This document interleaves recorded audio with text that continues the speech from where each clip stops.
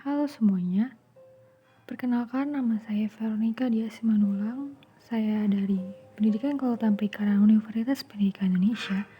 Di sini saya akan menjelaskan tentang ekotoksikologi perairan dengan subbab senyawa toksik di lingkungan.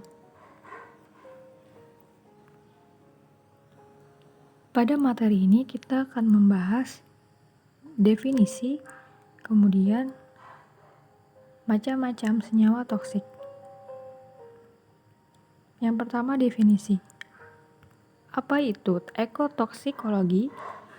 Ilmu ekotoksikologi secara harafiah adalah bidang ilmu yang mempelajari gangguan struktural dan fungsional biologis suatu organisme yang dipengaruhi oleh induksi kontaminan atau polutan dalam waktu paparan jangka pendek, menengah, dan panjang dalam ekosistem.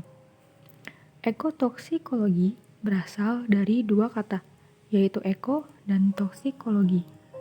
Eko artinya lingkungan dan toksikologi adalah ilmu yang mempelajari tentang racun. Maka, ekotoksikologi perairan adalah ilmu yang mempelajari tentang gangguan struktural lingkungan yang ada di dalam suatu perairan, atau bisa dikatakan juga ilmu yang mempelajari tentang racun-racun di perairan. Macam-macam senyawa toksikan, yang pertama ada logam berat, yang kedua ada organofosfat, dan yang ketiga ada senyawa radioaktif. Logam berat. Logam berat adalah unsur yang terbentuk secara alami, memiliki kepadatan tinggi 5 kali lebih besar dari air.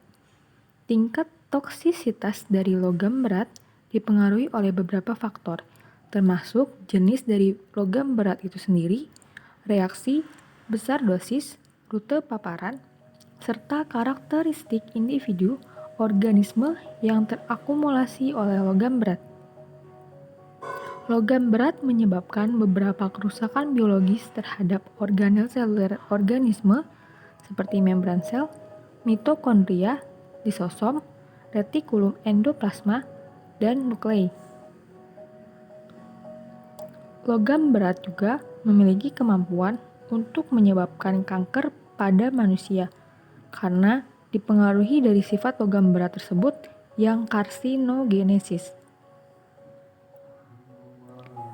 Studi ekotoksikologis dengan pencemaran logam berat harus mempertimbangkan perbedaan ketersediaan hayati di antara organisme perairan. Keadaan fisiologis dan faktor lingkungan organisme perairan terbukti memiliki pengaruh nyata pada kehidupan perairan. Dalam logam berat terdapat beberapa unsur, di antaranya yang pertama yaitu timbal. Timbal adalah logam abu-abu kebiruan yang tersedia dalam jumlah yang cukup besar. Terjadi secara alami karena aktivitas antropogenik seperti penambangan. Elemen logam ini telah diketahui sebagai racun yang mampu menyebabkan banyak kerusakan organ, bahkan dalam paparan rendah sekalipun. Yang kedua ada arsenik. Arsenik adalah elemen yang berbentuk metabolit yang dimetilasi. Arsenik terjadi akibat dari erosi tanah. Keracunan arsenik dapat menurunkan nilai respirasi seluler oleh penghambatan berbagai enzim mitokondria dan upclopping fosforilasi oksidatif. Yang ketiga ada kadmium. Kadmium adalah salah satu logam yang dikelompokkan dalam jenis logam berat non-esensial. Kadmium dapat menimbulkan efek kronis, diantaranya kerusakan organ respirasi paru-paru, ginjal, dan kerapuhan tulang. Selanjutnya ada organofosfat. Pestisida organofosfat atau OPP adalah kelompok bahan kimia yang sangat beracun, biasa digunakan dalam bidang pertanian. Namun, menimbulkan kekhawatiran karena efek dari kontaminasi yang terbawa dari aliran sungai menuju lautan ini.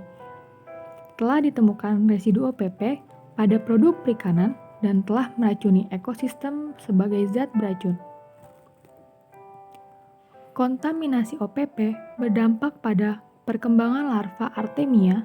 Efek toksikologi OPP terhadap perkembangan larva ikan zebra memberikan dampak yang signifikan, menyebar ke berbagai ekosistem dan biota yang ada di lautan.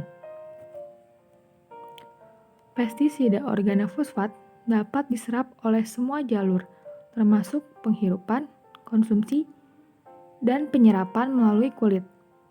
Efek penghambatannya pada enzim asetikolonisase menyebabkan kelebihan patologis asetilkolin dalam tubuh.